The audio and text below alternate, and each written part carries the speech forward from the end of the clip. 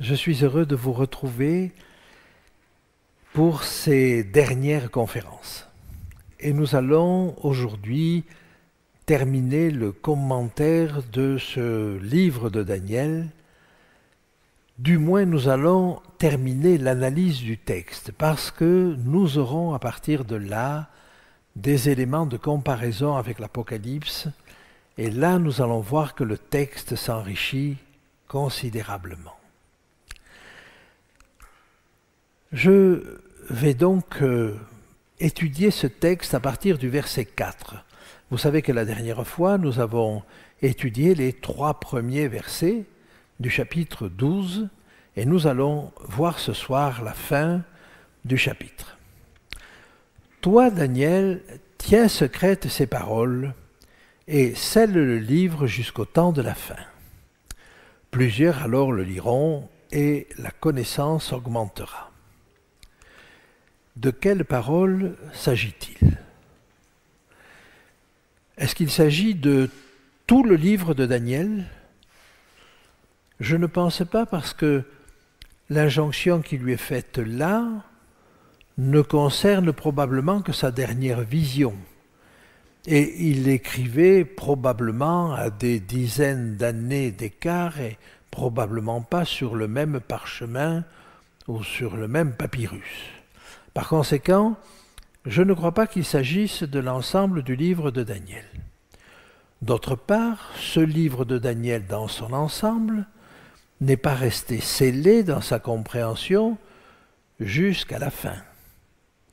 Donc, je crois qu'on peut éliminer cette hypothèse.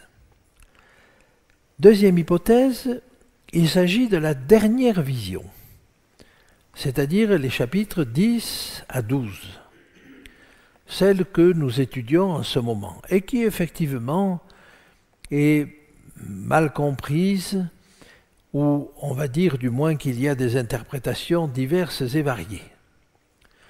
On pourrait le concevoir, mais vous vous êtes rendu compte que Jésus lui-même y fait allusion, donc c'est en partie compris. Et nous avons vu que même Paul y fait certainement allusion dans son épître aux Thessaloniciens. Alors, il y a une troisième hypothèse. La troisième hypothèse, c'est que la partie qui est scellée, c'est la dernière partie du livre de Daniel, celle que nous allons étudier maintenant. Et j'ai une raison supplémentaire de penser que c'est cela, parce que je vais vous montrer qu'en réalité, vous avez là une inclusion. Alors, regardez ce que j'appelle une inclusion. Verset 4. Toi, Daniel, tiens secrètes ces paroles et scelle le livre jusqu'au temps de la fin. Verset 9 du même chapitre. Il répondit, va Daniel, car ces paroles seront tenues secrètes et scellées jusqu'au temps de la fin. Donc vous voyez la même idée au verset 4 et au verset 9. Mais d'un côté c'est actif, tiens secrètes ces paroles et scelle le livre, alors qu'au verset 9 c'est passif. Va Daniel, car ces paroles seront tenues secrètes et scellé jusqu'au temps de la fin. Eh bien, je vous l'avais déjà montré ailleurs, et en particulier au chapitre 7 et au verset 25, quand vous avez 2 idées qui se répètent presque identiques, comme cela, il faut se dire que ce qui est entre les deux a trait à cela. En d'autres termes, verset 4, tiens secrètes ces paroles. Verset 9, ces paroles seront tenues secrètes. Qu'est-ce qui est tenu secret? Ce qui est entre le verset 4 et 9. Et nous avons donc là un supplément. Et c'est ce que je voulais arriver à vous montrer. Quand nous arrivons au chapitre 12 et au verset 3, vous vous rappelez de ce qui est dit. Ceux qui auront enseigné la justice à la multitude brilleront à toujours et à perpétuité. Nous sommes là dans l'éternité, dans ce royaume de Dieu qui doit durer éternellement. La vision est finie normalement. Et à partir de ce verset 4, on va revenir en arrière. C'est-à-dire que vous avez là, à partir du verset 4, un supplément. Et ce supplément, il est encadré par ces deux versets. Tiens secrètes ces paroles, et ces paroles seront tenues secrètes. Et je le comprends de la manière suivante, ces paroles, non pas celles que tu as déjà écrites, mais celles que je vais te donner maintenant, ce supplément. Et ce supplément-là, scelle-le. Et donc ce que nous allons étudier ce soir, c'est ce supplément qui est scellé et qui, vous le voyez, et cela nous est dit au verset 4, jusqu'au temps de la fin. Bon, alors deuxième élément qu'il nous faut déterminer, quel est ce temps de la fin? Mais dans le contexte que nous avons vu, vous vous rappelez de cette guerre au Moyen-Orient, au chapitre 11 et au verset 40, qui commençait par « au temps de la fin ». Le roi du Nord luttera contre lui, le roi du Midi, etc., etc. Vous avez vu cette guerre entre le roi du Nord et le roi du Midi, et il nous est dit clairement « au temps de la fin ». Vous vous rappelez que le chapitre 12 commençait par « en ce temps-là se lèvera Michael ». Donc nous sommes vraiment tout à fait à la fin. Et ce verset 4 nous dit la même chose. Toi, tiens secrète ces paroles et scelle le livre jusqu'au temps de la fin. En d'autres termes, dans cette prophétie, on nous donne un événement précis qui est cette guerre au Moyen-Orient et qui correspond à ce temps de la fin et qui, me semble-t-il, n'a pas encore eu lieu, bien que tout soit disposé apparemment de la bonne manière. Eh bien, tant que nous ne serons pas dans ce temps de la fin, la prophétie ne sera pas comprise. Alors, j'ai envie de vous dire, n'espérez pas que je vais vous donner une solution sur cette prophétie-là ce soir. Au contraire, je crois que le texte nous dit clairement que la découverte est pour plus tard. Et je vous confirmerai cela tout à l'heure. Et moi, Daniel, je regardais, et voici deux autres hommes se tenaient debout, l'un en deçà du bord du fleuve et l'autre au-delà du bord du fleuve. Et vous vous rappelez que la vision au début du chapitre 10 avait commencé alors que Daniel était au bord du fleuve. Et il avait vu au milieu du fleuve un personnage qu'il nous décrit et dont on comprend par la suite qu'il s'appelle Michael. Et puis vous avez cette longue explication du chapitre 11. Et à la fin, on revient à la vision du départ. Et il nous dit, maintenant il y a deux hommes de plus. Et moi, Daniel, je regardais, et voici deux autres hommes se tenaient debout. Et si Michael, l'homme vêtu de lin, se tint au milieu des eaux du fleuve, ces deux hommes se tiennent de part et d'autre du fleuve, un rive droite et l'autre rive gauche. L'un d'eux, l'un de ces deux hommes, dit à l'homme vêtu de lin. L'homme vêtu de lin, vous l'avez identifié, c'est Michael, c'est celui qui est au milieu des eaux du fleuve, qui se tenait au-dessus des eaux du fleuve. Quand sera la fin de ces prodiges? Et on a le sentiment que la même préoccupation tenaille l'un de ces personnages qui est là, et tenaille le saint qui interrogeait l'autre saint au milieu du chapitre 8. J'entendis parler un saint, et un autre saint dit à celui qui parlait, pendant combien de temps s'accomplira la vision sur le sacrifice perpétuel et sur le péché dévastateur?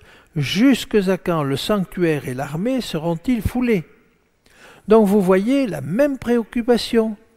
Jusqu'à quand? Jusqu'à quand ça va durer?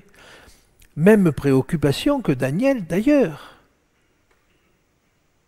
C'est ce peuple de Dieu persécuté, mais jusqu'à quand? Vous avez un autre élément qui est intéressant ici, c'est l'utilisation du mot prodige. Alors, ce mot est le même que celui qui est employé à 2 autres reprises dans le livre de Daniel. Le premier est employé en Daniel, alors c'est pélé, et sous la forme c'est le verbe pélé, et c'est la forme niplaot qui est utilisée là. Bref. Donc, vous l'avez utilisé 2 fois. Un dans Daniel 8, 24. Et il parle des incroyables ravages de la petite corne. C'est le même mot, c'est prodige, des prodigieux ravages de la petite corne, si vous voulez. Et puis on l'avait retrouvé au chapitre 11 et au verset 36, avec ce roi impudent, ce roi qui se plaçait au-dessus de tout ce qu'on appelle Dieu et qui faisait des choses incroyables, des choses prodigieuses.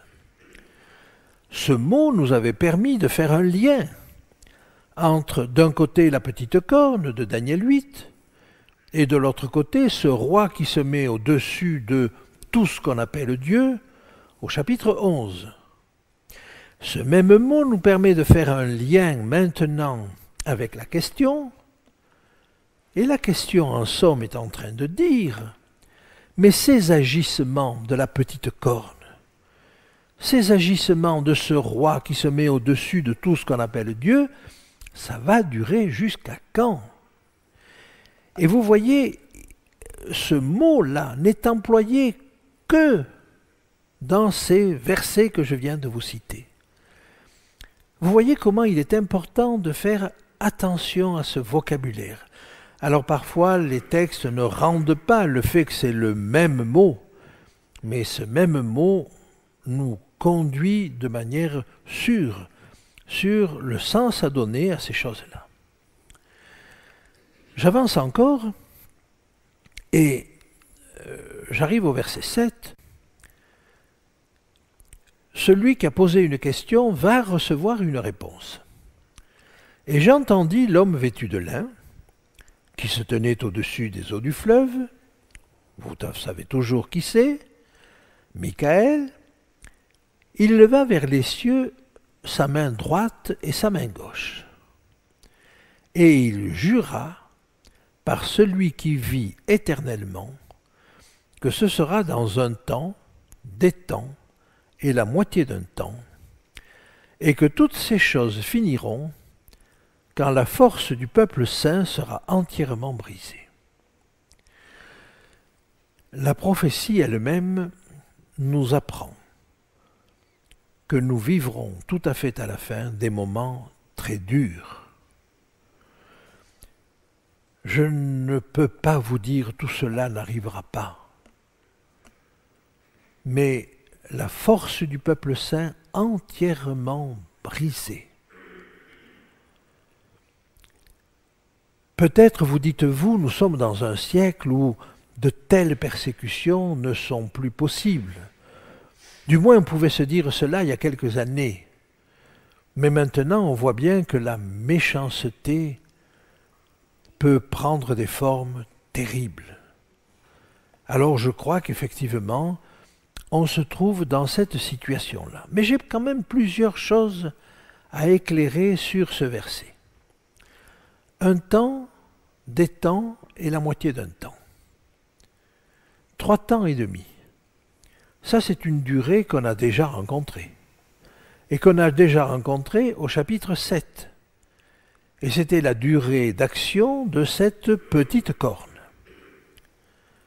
Maintenant, est-ce que c'est la même durée? De toute façon, on l'a vu, le mot niplaot qui est là et qui signifie ces prodiges sont attribués à la petite corne du chapitre 8 comme à ce roi qui se met au-dessus de tout Dieu au chapitre 11. Donc on est bien dans la même lignée, dans la même course. Mais je serai amené à préciser cette chose-là un petit peu plus tard. Maintenant, la force du peuple saint entièrement brisée, il faut comprendre quand même qu'à un moment donné, face à cette force du peuple entièrement brisé, pensez à ce verset premier du chapitre 12, « En ce temps-là se lèvera Michaël, le grand chef, le défenseur des enfants de ton peuple. » Et on comprend qu'à un moment donné, Michaël va se lever, alors que le peuple sera à bout de force, à bout de souffle, qu'il sera au bout de ses possibilités, alors Michaël se lèvera. C'était le premier élément que j'avais à souligner. Le deuxième, c'est « il jura ». Alors le fait de jurer est une scène extrêmement rare dans la parole de Dieu, surtout quand il s'agit d'un personnage divin. Vous avez plusieurs textes, assez nombreux d'ailleurs, qui parlent du fait que Dieu jure. Il jure, il a une promesse, il l'assure. Mais voir une vision d'un personnage qui jure, vous n'en avez que 2 dans toute la Bible. Vous n'avez que ce verset-là, au chapitre 12 de Daniel, et un autre verset qui se situe en Apocalypse 10, « Et l'ange que je voyais debout sur la mer et sur la terre leva sa main droite vers le ciel et jura par celui qui vit au siècle des siècles. » Or, cet ange, au chapitre 10, c'est celui qui va offrir des parfums sur l'autel d'or. Qui offrait des parfums dans le sanctuaire terrestre? C'était le grand prêtre. C'était le souverain sacrificateur et lui seul. Et par conséquent, vous voyez bien où je veux en venir. Celui qui est ici appelé un ange, qui est en réalité un archange, en réalité un chef des anges, en réalité Michaël, en réalité Jésus-Christ, c'est lui qui offre ce parfum. Et par conséquent, c'est lui qui jure. Et donc vous voyez que dans les 2 textes, que ce soit le texte de Daniel ou que ce soit le texte d'Apocalypse, c'est le même personnage qui jure. Alors il faut croire que la chose est importante. Et imaginez que Dieu jure. Alors ça veut dire que la chose est arrêtée, qu'elle est définitive, qu'on peut y compter, que ça n'est pas une prophétie conditionnelle. J'ajoute maintenant qu'il nous faudrait examiner d'un peu plus près ce texte d'Apocalypse 10. Je vous le lis parce que vous allez voir qu'il y a de nombreuses ressemblances avec le texte que nous sommes en train de lire dans Daniel 12. « Et je vis un autre ange puissant qui descendait du ciel, enveloppé d'une nuée, et au-dessus de sa tête était l'arc-en-ciel, et son visage était comme le soleil, et ses pieds comme des colonnes de feu. Il tenait dans sa main un petit livre ouvert. Il posa son pied droit sur la mer et son pied gauche sur la terre. Et il cria d'une voix forte comme rugit un lion. Quand il cria, les 7 tonnerres firent entendre leur voix. Et quand les 7 tonnerres eurent fait entendre leur voix, j'allais écrire, et j'entendis du ciel une voix qui disait « Scelle ce qu'ont dit les 7 tonnerres, et ne l'écris pas. » Et l'ange que je voyais debout sur la mer et sur la terre leva sa main droite vers le ciel et il jura par celui qui vit au siècle des siècles, qui a créé le ciel et les choses qui y sont, la terre et les choses qui y sont, et la mer et les choses qui y sont, qu'il n'y aurait plus de temps, mais qu'au jour de la voix du septième ange, quand il sonnerait de la trompette, le mystère de Dieu s'accomplirait comme il l'a annoncé à ses serviteurs les prophètes. Et la voix que j'avais entendue du ciel me parla de nouveau et dit « Va, prends le petit livre ouvert dans la main de l'ange qui se tient debout sur la mer et sur la terre. » Et j'allai vers l'ange en lui disant de me donner le petit livre, et il me dit « Prends-le et avale-le.